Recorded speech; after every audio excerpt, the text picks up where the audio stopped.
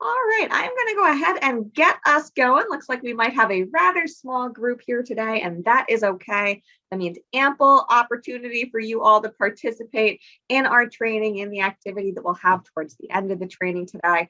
And of course, to ask any questions that you might have as we go along. So we are going to go ahead and get the ball rolling.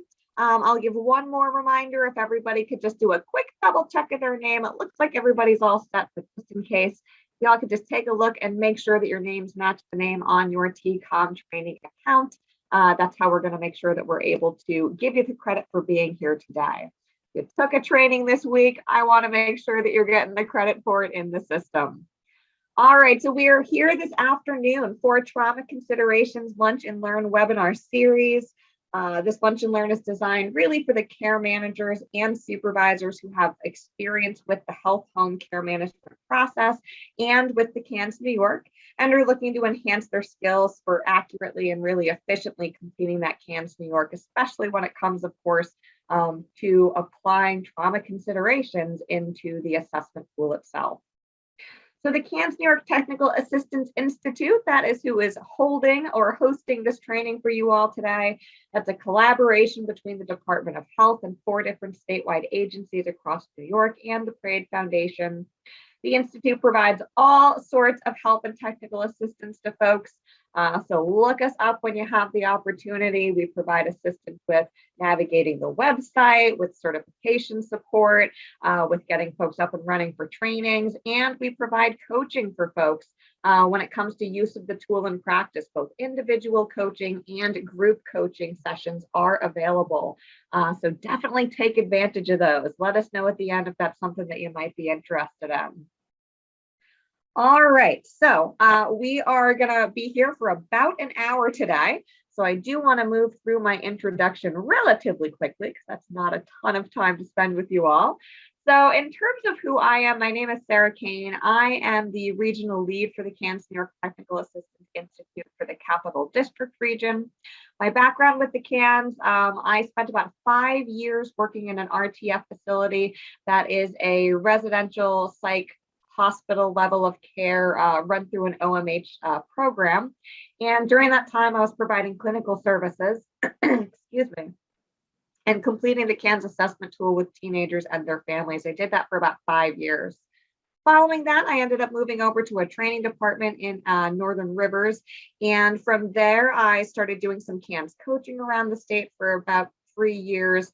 And then about the past year, I've been in that regional lead position. So a little bit about me and my background when it comes to the CANS. I do want to give a moment for my co-host, Mary, to introduce herself as well. So Mary, go right ahead. Hi, everybody. So I'm Mary Nichols. I am also a regional lead for the CANS Institute, like Sarah. I'm out of the Hudson Valley region, and I have about 12 years experience using the CANS. And I've also worked in residential settings and in different places where we might see that there are children that we need to consider trauma. I guess I'll just leave it at that and let's get going because it's already 12:05. Thanks, Sarah. All right. And then as far as tech coaching goes, I'm just going to cover ways to participate in the training today. I'm guessing a lot of you guys are already familiar with Zoom, but just in case you're not, the chat box is one really good way to participate. Drop any comments, any questions, anything you've got for us at any time into that. I've got it open on a separate screen next to me so I can see what you're putting in there as we navigate through the PowerPoint. Another way to participate that Mary and I would both highly appreciate is if you feel comfortable enough to unmute yourself and share verbally. That's another really great way to go. Tends to take a little bit quicker than trying to type out all that information anyway. So if you guys are comfortable doing so, we would love for you to unmute and share verbally as we move through as well. One other piece of tech coaching I want to cover, I did make available the live transcript for today. So that is turned on. You may or may not already see subtitles on your screen, depending on how you have your settings set. If you don't see them and you want to see them, then you can go to the drop-down tab that's either at the top or the bottom of your screen. Click on those 3 little dots, which should bring up sort of a menu of options for you. And there should be a selection that you can click on that says show subtitles. Now in reverse, if they're showing and you don't want them to, same thing, go to the three dots, click them, and then click on hide subtitles instead. All right.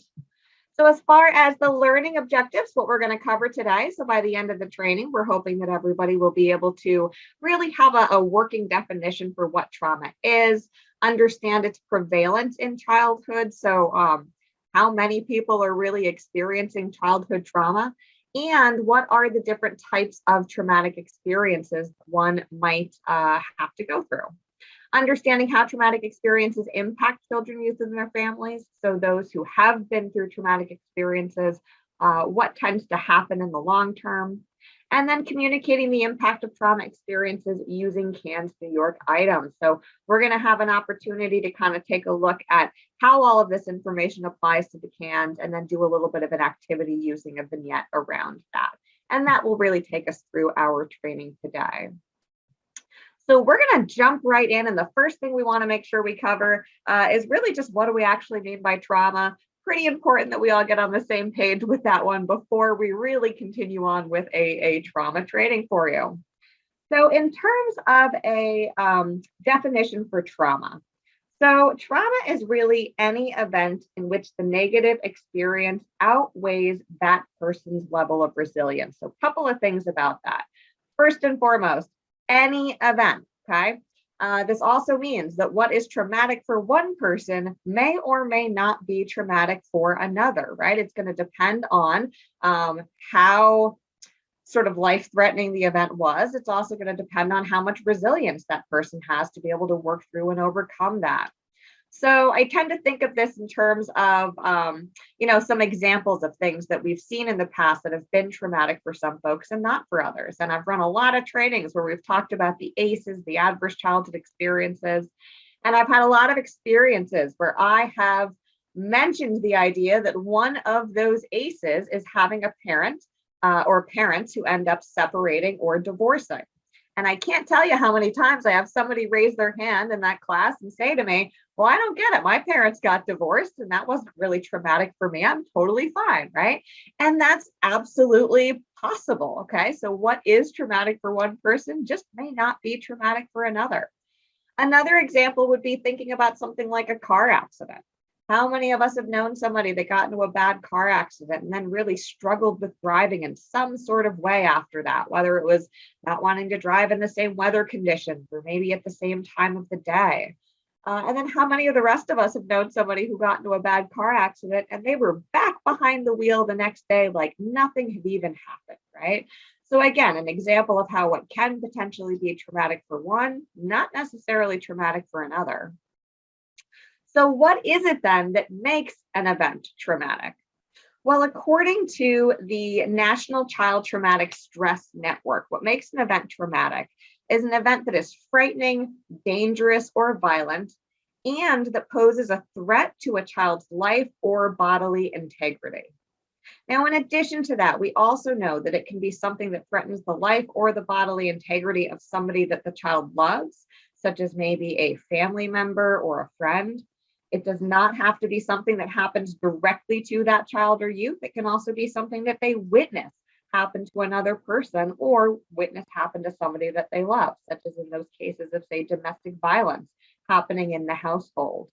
So traumatic events are really something that, again, could be a little different from person to person, but those core components are generally that it's very, very frightening. It's overwhelming to that person's capacity to cope and potentially life-threatening for that person or for somebody that they love.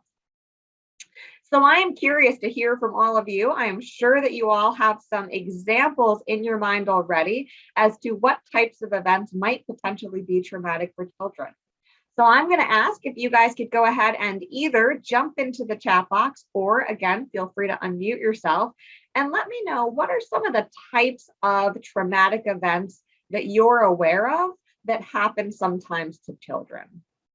Go ahead again and jump into the chat box or unmute and share verbally. What are some of those types of traumatic experiences that you're aware of? All right, and Yura, I hope I said that name correctly. Feel free to correct me in the chat box. Was our brave participant to go ahead and go first? Oh, I think I heard you say a yes. Was that right? Yes, yes, absolutely. Perfect. All right. It's always a struggle trying to figure out if I'm going to pronounce everybody correct or not. All right. So thank you guys. Lots of answers coming into that box here. So we've got things like loss of a parent or close relative. Now, that is a really great example of something that definitely has that potential to be traumatic for a child. That could be lost through death, or it could be lost through, again, something like maybe separation, divorce, could be lost through something like maybe even incarceration. So there's a lot of different ways that something like loss of a parent or loved one could play out. Charlotte came in with the same idea, that death of a caregiver.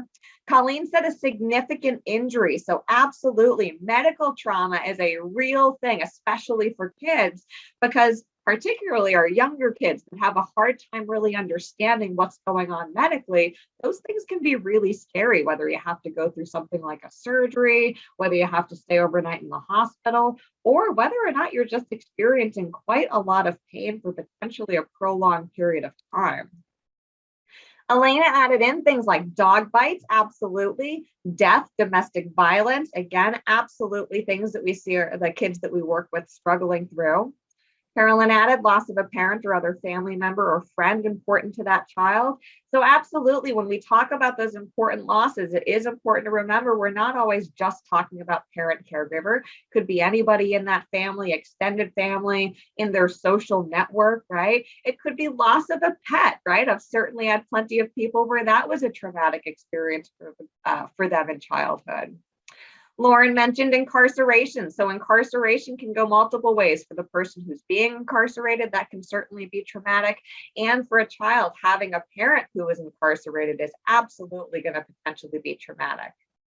Erin brought up abuse. So that kind of covers the gamut of a couple of the major ones, right? Things like physical abuse, sexual abuse, emotional abuse. So absolutely.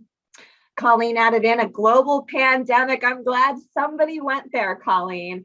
Absolutely, right? This pandemic, okay, and I'm sure others like it in the past, but this pandemic is definitely something that has the potential to be traumatic for folks, just in of itself, or because in some cases it's caused some of these other things that we're talking about, such as the loss of a loved one.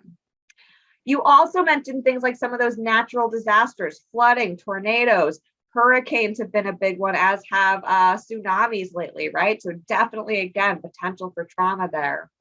And then Erin added in school bullying. Yes, I know that's one that's been a lot more really discussed over the past couple of years, and something that seems to be sort of getting exacerbated a little bit because of social media and all of those things, right? So yes, you guys have a really, really good handle already on what types of situations could potentially be traumatic during that childhood time for somebody. And then Lauren is keeping them coming. So thank you guys. You added in also substance abuse and use. So absolutely, that is included as one of the ACEs items, is having a parent or family member who's struggling with either some type of substance use problem, or who is struggling with maybe even something like a mental health diagnosis or disorder, right? So absolutely, again, all of this stuff potentially traumatic for kids. All right, awesome list. We are going to keep it moving because, again, I do want to be mindful of our time here together. So if we had to break trauma into categories, into a couple of different types to sort of understand. So what we're going to talk about would be acute trauma, chronic trauma, and complex trauma. So with acute trauma, what we're talking about would be those one-time instances of trauma. So this is something where we don't necessarily anticipate that it's going to happen again, right? Maybe except for the car accident if you just happen to not be a great driver. But other than that, generally, we don't expect these acute traumas to necessarily repeat themselves. So examples would be the car accidents, the natural disasters that Colleen brought up, the dog bite, right, that Elena brought up. Those would be examples of some of those acute traumas. Now, even though it only happens one time and we do not anticipate it happening again, that doesn't mean that it's not going to potentially leave some sort of trauma response or long-term impact. So one instance of trauma can still absolutely result in a traumatic stress response and or PTSD.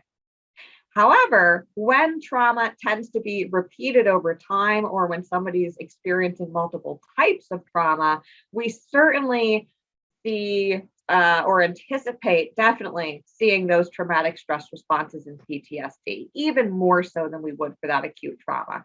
Possible in both, but much more likely that we're going to see it when we get to that chronic trauma. So with chronic trauma, what we're talking about would be those repeated instances and or long-term trauma. So we might be talking about somebody who's experiencing one type of trauma, but for a prolonged period. So examples would be things like incarceration, if you're the person who's incarcerated, right? Another example would be somebody who's living in a domestic violence situation, or a child who's experiencing maybe physical abuse in the home. Those would be examples of one type of trauma that is occurring for a prolonged time period. So it's being repeated over and over again. Chronic trauma can also be the case where we've got one person who is experiencing multiple types of trauma. So for those of us working with kids, which we are, right? A lot of us, especially working with kids in foster care, we often see a lot of this where you've got somebody who's maybe experienced some physical abuse. In addition to that, they've experienced, let's see, maybe poverty. In addition to that, they've been removed from their home, right? All of those different types of things piling on top of each other would also be instances of chronic trauma. Now, when we talk about chronic trauma, we are talking about it really chipping away at that person's resilience. Resilience being that ability to really bounce back from or kind of go through and come out on the other end of a trauma experience without really that long-lasting impact. But the more trauma you go through, the more it chips away at that level of resilience. And so the more likely the next instance of trauma is to really overwhelm that person's level of resilience. And then it just tends to sort of spiral from there. The resilience keeps chipping away and chipping down. So the third type of trauma that we want to talk about would be complex trauma.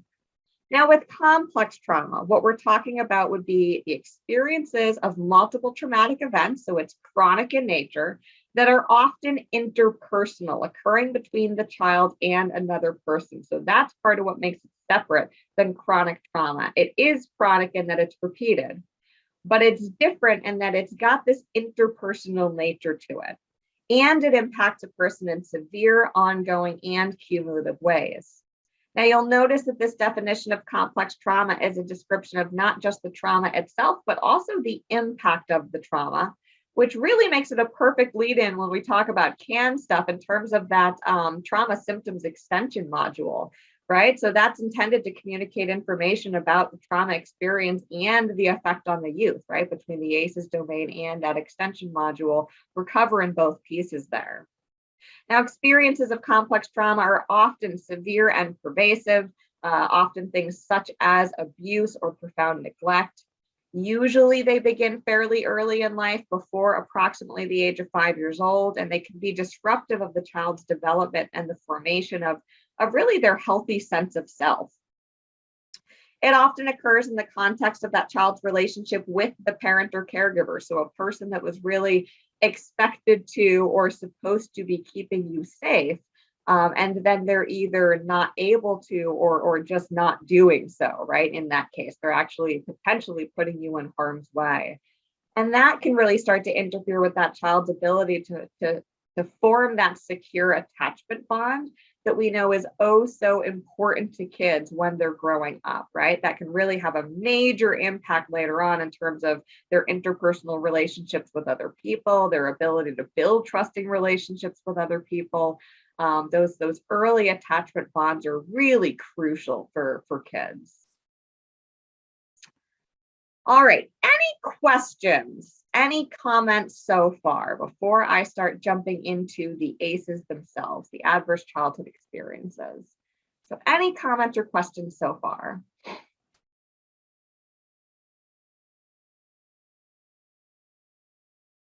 Thank you, Lauren. I always appreciate the no answer. Lets me know, right? That people just haven't zoned out completely. It's just that you don't have a question. All right, so we're going to jump into the ACEs, but if you are partway through typing in a question, please don't panic and hit delete. As soon as you're done, hit enter. As soon as I see it pop into the chat box, I'll make sure to address it for you. All right, so the Adverse Childhood Experiences Study, or ACEs, this might be something that's already familiar to some of you guys. This is a study that not only helped us to understand the prevalence, so how often childhood trauma was occurring, but also for the first time really helped us understand that connection between childhood trauma experiences and later difficulties in life with not only mental health stuff, but also with medical health and well-being. That was something we really did not have an understanding of prior to that ACEs study. So adverse childhood experiences, or ACEs, are potentially traumatic events that occur during childhood. So we're talking from birth up until about 17 years old. Examples can include experiencing violence, abuse, neglect, being witness to violence either in the home or the community, having a family member attempt or die by suicide. Those would all be examples of traumatic events that we would consider to be ACEs. But we also have another group of ACEs that we want to consider as well. And these would be, instead of events in particular, these would be aspects of that child's environment that can create a lack of safety, a lack of stability, or a lack of that bonding, that secure attachment that we were talking about. So examples of this would be things like growing up in a household where there's substance use problems or mental health problems, maybe instability due to parental separation or things like incarceration. So those would be examples of things that are aspects of that child's environment rather than necessarily an event that is happening to them. Now, ACEs are linked to chronic health problems, mental illness, and substance use problems later on in adulthood. They can also have a negative impact on the person's education, their job opportunities, and their earning potential. We know that the higher the ACE score is, and what that means is that the more experiences of traumatic events a person goes through, the higher the likelihood of all of these difficulties later on occurring for that person. So ACEs are really important for us to understand when it comes to working with these populations. And you guys can find tons of information on ACEs online. They've done a ton with that study since the 80s and really followed those people through all the way until today. So if that's something that you're interested in, again, we've got just an hour with you today, but certainly something to take a deeper dive into at some point if that's something that you're interested in. But for now, I'm going to turn it over to Mary, and she is going to start to walk us through some of the impact of trauma on both the kids and the families that we work with. Sarah? All right.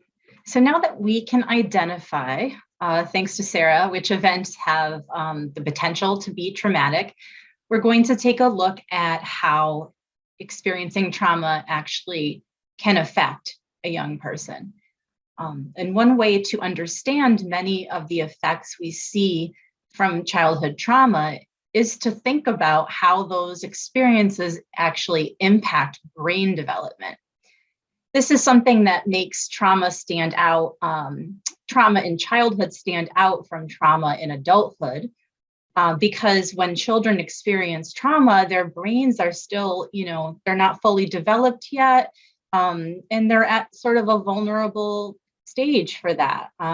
Anything that would happen that would hurt the brain. And those traumatic experiences can actually change the way that their brain develops. It kind of interrupts the way that the normal course that it would be going on. And it interrupts it in a specific way. I got a little picture of the brain here up on this slide, and just one part labeled the amygdala. Let me tell you a bit about that.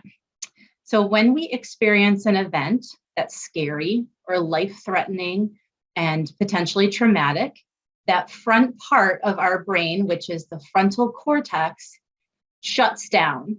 And it does that so that the part of our brain that controls the fight, flight, or freeze response is able to kick into high gear and respond, quickly to the situation that's sort of threatening or frightening.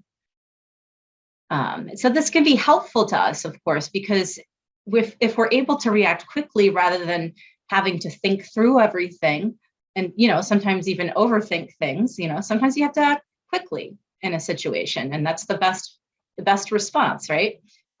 So if we are able to do this, it can help us get out of dangerous situations in a safe way. Now, when a child has to repeatedly, like in the instance of when there's chronic or complex trauma, when they have to repeatedly kind of go through that experience with their brain, that fight, flight, or freeze response, they can actually, start to function differently than their same age peers, and the brain is actually functioning differently. When a danger signal is picked up by the brain of a youth who is experiencing that kind of chronic trauma, their brain can actually skip sending the information to the frontal cortex. So the senses take in, what's going on around, and then the brain has to respond to it. But it kind of, in someone who's been in a lot of traumatic situations, it can end up skipping that part where they have to think about it, the part of the brain that they use to think about it. And instead, it diverts the signal directly to the part that controls the fight, flight, freeze response. And this way they can react quickly. And unfortunately, this also means that sometimes somebody can react with a trauma reaction to situations that are not actually unsafe, because their brain is sort of primed that way for danger. It interprets every signal of danger as an emergency. And so for example, a youth who is walking down the school hallway and gets bumped into, maybe if they've had experiences of physical abuse or being in danger physically, or even witnessing that, they may interpret this as being attacked, and they think the other kid or the teacher, whoever bumped into them, is attacking them. And actually, they don't really think it per se, because it's the frontal cortex is not engaged, but the brain responds in a way that helps them to fight back right in that moment and survive. So when this begins to happen, and it happens at a really significant level, we have names for what happens with this person's behavior, right? And these clinical terms are on the slide here. You can see we have hypervigilance or hyperarousal. And what this is when a youth's brain is wired to always be on the lookout for danger. That means that they're not engaging their frontal cortex as much as their same age peers, and they are just always ready with that hyper-reactive response. And so this impacts many areas of functioning for a child. It can interfere with emotional regulation, because we need the frontal cortex to help with emotional regulation. And it's something that children are still developing. We're not born with it. We're not born able to, calm ourselves down and control our feelings and self-soothe. I've never met a newborn or a toddler with really great emotion regulation skills. That's just not the way it works. It's developed. So if a child's development gets sort of derailed by trauma experiences before or during that time, when their brain would typically, if it were on a typical trajectory, would be developing and learning those emotion regulation skills, then that child will likely struggle in this area. Another area, not surprisingly, that's impacted by both brain development and hypervigilance is academic engagement and school achievement. If we think about the experience of a youth who is hypervigilant, always keeping an eye out for those potential threats around the corner, if they're sitting in a classroom setting, we can start to imagine what they might be focused on and what they're paying attention to. So if you remember, their brain is primed to be on the lookout for danger signals. They're not very likely to be paying attention to like an algebra lesson on the whiteboard that the teacher is giving. Instead, they might be paying attention more to the teacher's facial expression, their tone of voice, also the other students in the classroom, what those things for them, the body language, proximity, all that stuff that you need to pay attention to respond in an effective way in a threatening situation. So these youth might look like they're struggling with concentration, with attention. They might look like a child with ADHD because they're not paying attention to the lesson. But it's just that they're not paying attention to the things that we want them to pay attention to while they're in school. They're actually really paying a lot of attention just on other things, on the things that are potentially linked with some kind of danger in their mind. In cases of complex trauma, we also tend to see a lot of impact in terms of interpersonal relationships as the child gets older, and this can carry all the way into adulthood if it's not addressed adequately through therapy or some other type of corrective emotional experience that can address that and heal that for the person. And we also know from the ACEs that Sarah just discussed that as the ACE score increases, as your score, which means you have had how many events you've had and experienced in your life that are on that list of adverse childhood experiences, as that score increases, the actual risk of dying by suicide increases. And this has been found in the research in studying that group of people that are in the ACEs study that were followed all the way through their adulthood. And so it's important because this has implications for screening and treatment practices when working with populations that have experienced trauma.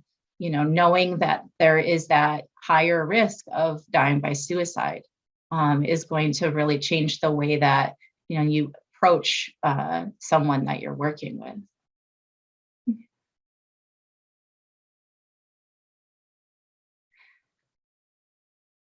All right.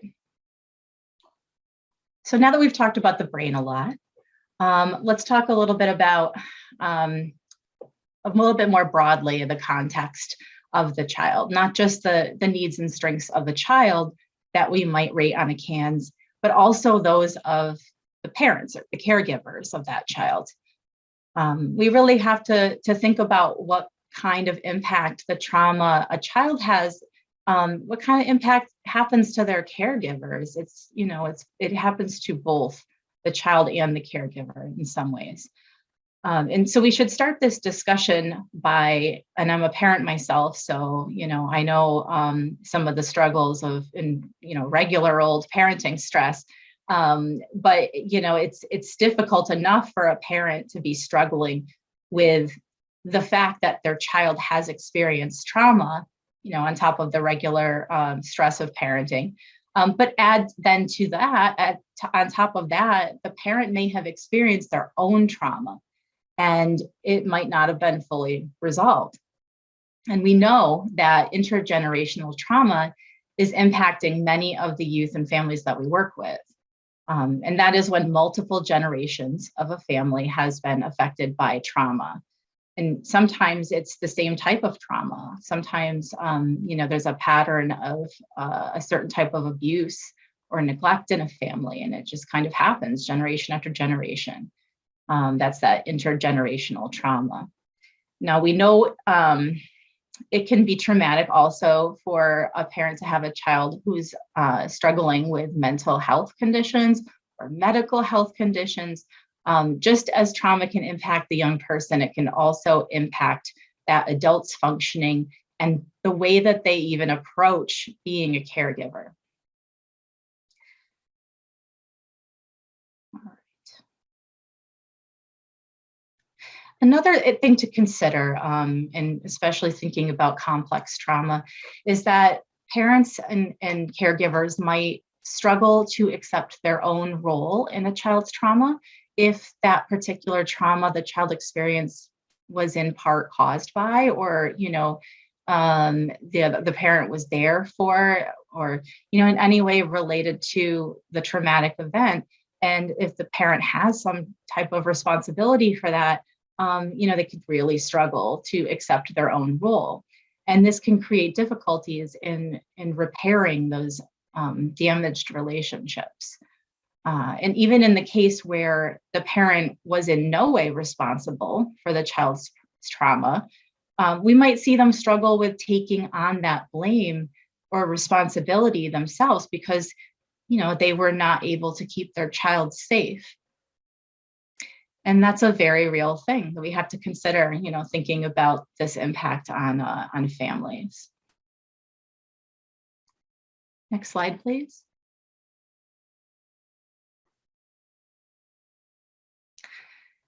All right, so now that we have a good understanding of trauma and its impacts, let's take a look really briefly at how we can reflect this in our CANS assessment. Now, there is a lot more detail in a different training, in a different webinar that we did about each of these different symptoms in the trauma symptom module, each of those items: traumatic grief, re-experiencing hyperarousal, avoidance, numbing, dissociation, and affective or physiological dysregulation.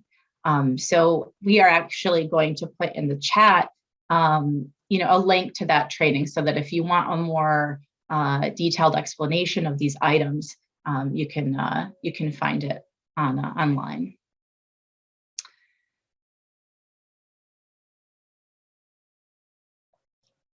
That's the extension module, that trauma symptoms module.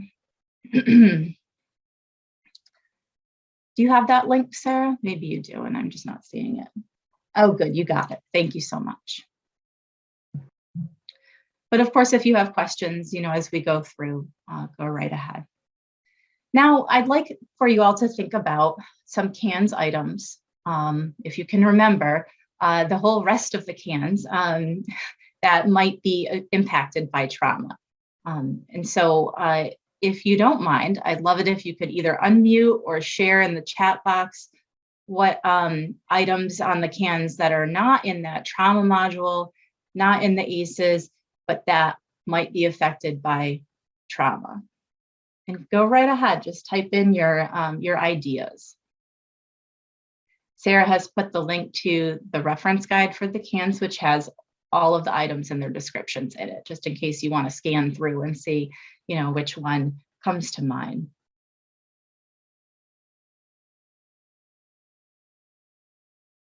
So I'll wait just a moment.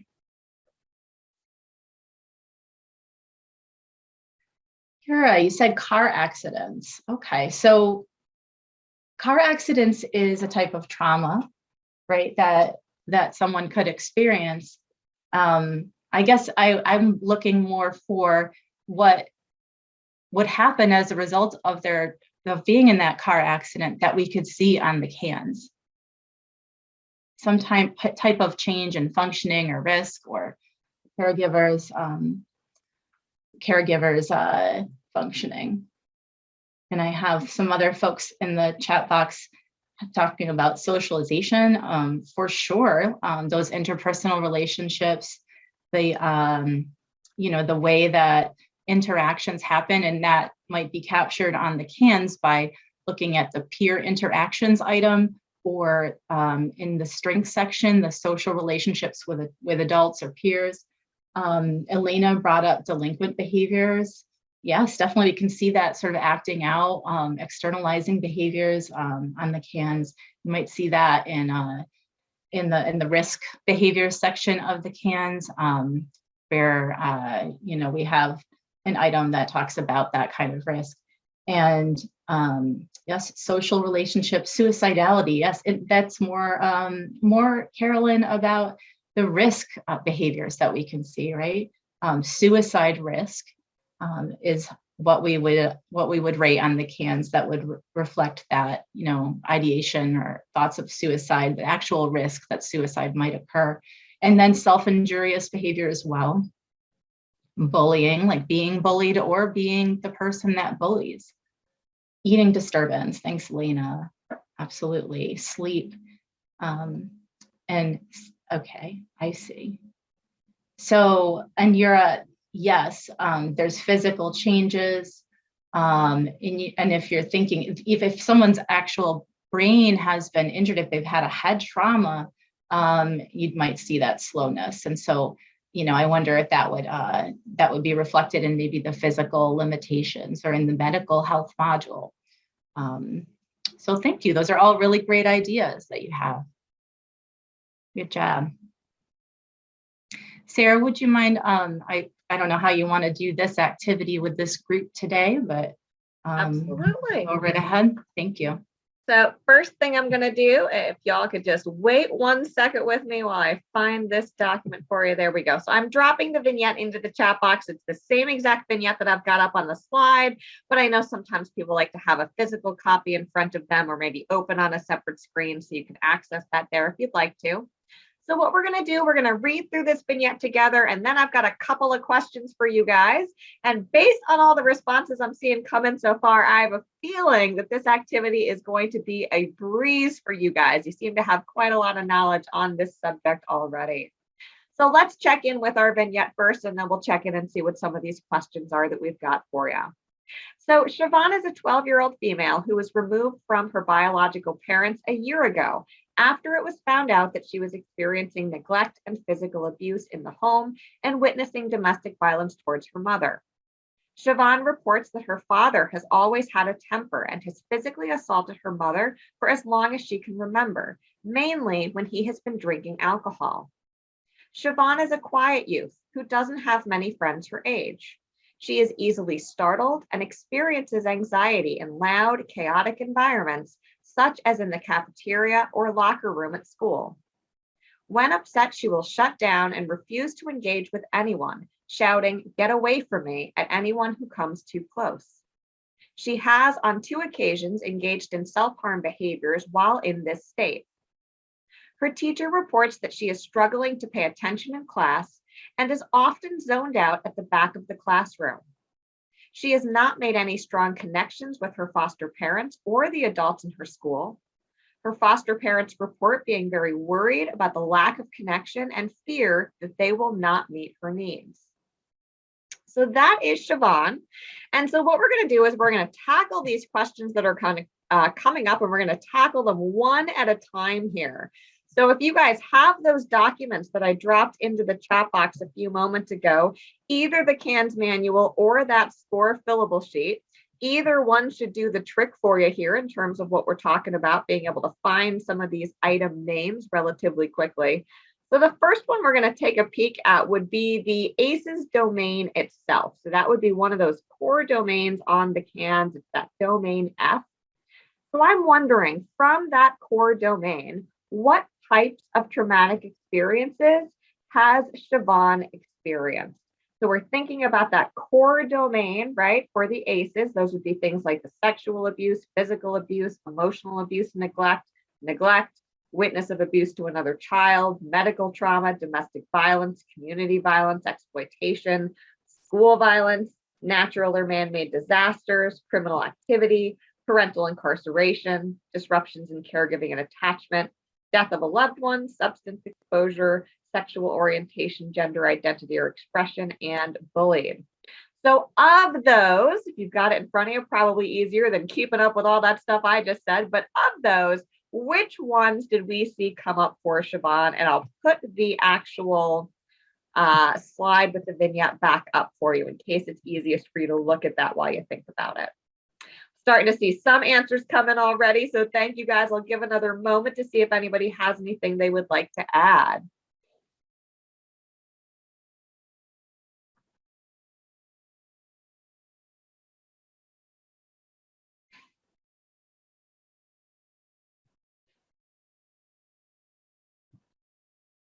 All right, so checking in to see what we've got here. So a couple of people are coming up with the physical abuse item. So absolutely, we're seeing the physical abuse item, right? It says right in that first paragraph of the vignette that the father has physically assaulted, oops, sorry, that one is about physically assaulting the mom. Let me make sure we've got that in here correctly. Oh, yes, it says right in the first sentence, she was experiencing neglect and physical abuse in the home. I read too many vignettes, all you guys. I can't keep track of them. All right, so you nailed it with physical abuse. Neglect, again, same sentence. We see that right in there. And then the domestic violence would be the part that I was misquoting at the beginning of my statement here, which is where it said at the end of the first paragraph that we know that he has been physically assaulted towards the mother as well, right? So definitely we see all three of those coming up. Let's see, others that got added in. Lauren added in disruptions in caregiving. So absolutely, right? We know that she was removed from her biological parents. So anytime that happens in the life of a child, we want to make sure we're checking off that disruptions in caregiving box. That also means that any child who is in foster care should at least have that item indicated on their ACEs domain, okay?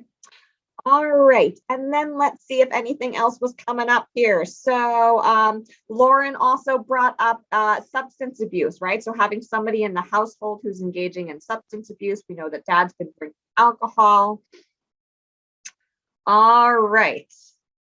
And then Europe brought up attachment issues. So I do want to make sure that I address that one. So I think it's a really great point that we are likely to see this kid struggling with some of her attachment stuff, right? That being said, I also want to make sure that I clarify that when we're looking at the ACEs domain, right, on the cans, that those attachment issues are not one of those items coming up in that ACEs domain. So I think it's something on the cans we'd want to keep in mind and look at, but this is not quite the area that we would be capturing it in.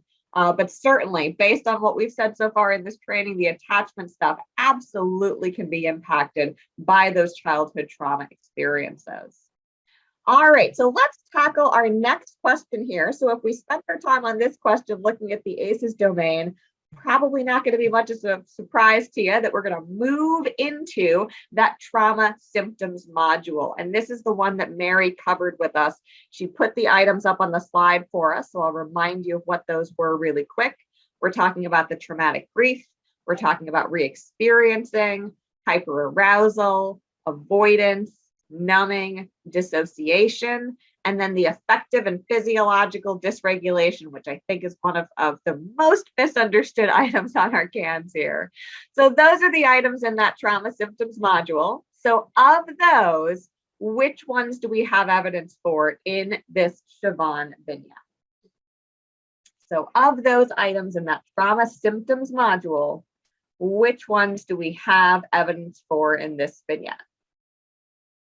All right, and again, already getting some answers coming in, so thank you guys. All right, I'm liking what I'm seeing come in so far. So what we've got coming in, let's see, Erin started us out with hyperarousal, right? So if you think back to some of the description that Mary gave us earlier for what hyperarousal and hypervigilance is, it does seem like we have some of that happening here in this vignette, right? So we see things like when she's in those loud, chaotic environments, right? It talks about the cafeteria, the locker room, that she's shutting down. She's not engaging with people. She's shouting at people to kind of get away from her if they're getting too close. Those are things that are making us think that there might be some hyperarousal that is happening there. So absolutely.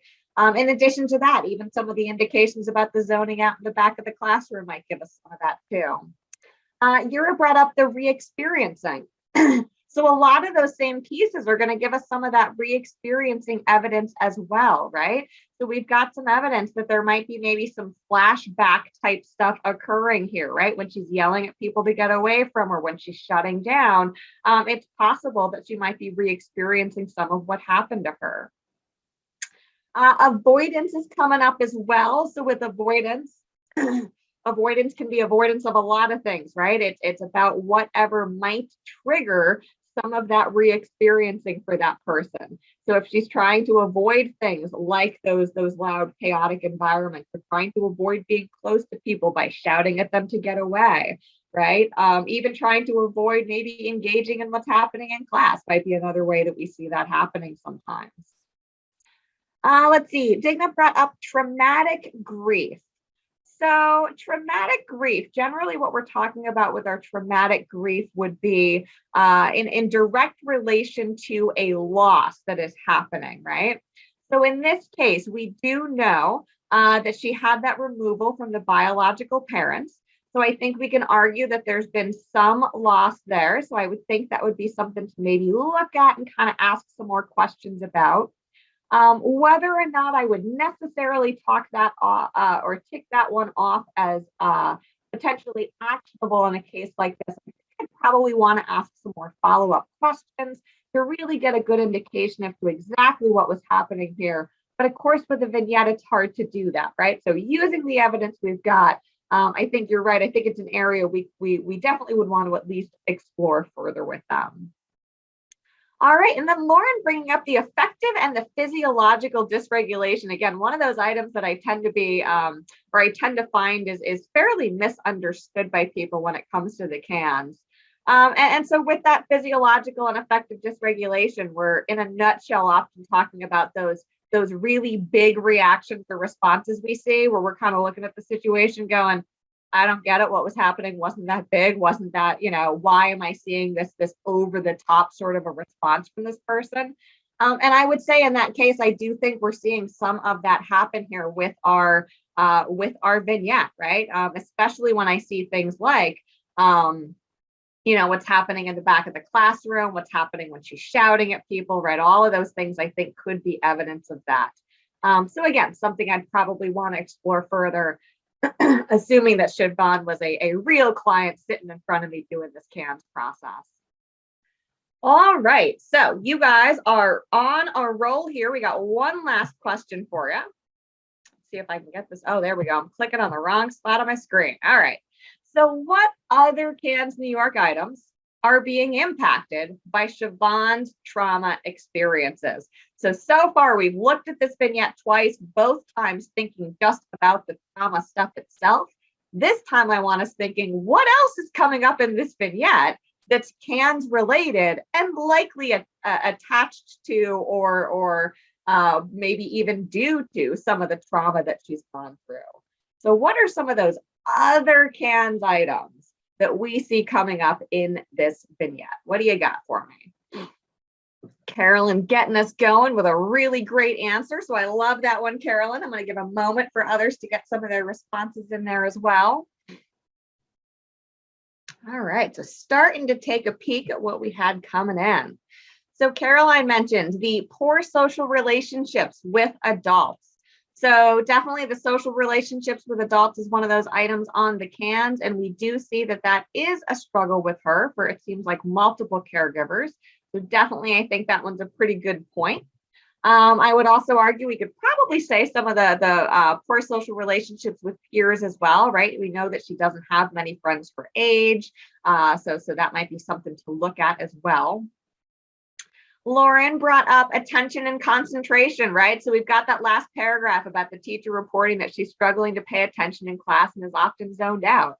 So the fact of the matter is, whether or not the lack of attention that's happening is due to something like maybe ADHD or due to something like the brain responding to trauma, remember the CANS is about the what and not the why. So if the result of either is that we're seeing some difficulties around attention and concentration, then certainly we can say that we're seeing that happen without indicating that this person is necessarily experiencing something like ADHD, right? Because we're recognizing this could be a symptom of something such as the trauma experiences that she's been through. Yura brought up some of the issues at school. So when we look at some of those school and academic functioning items, right, we've got things like the educational partnerships, school behavior, school achievement, school attendance, and learning ability. So those would be the items in that educational domain there. And certainly some of those, again, I think we could say would be affected by, or we're seeing them be impacted by this youth's trauma.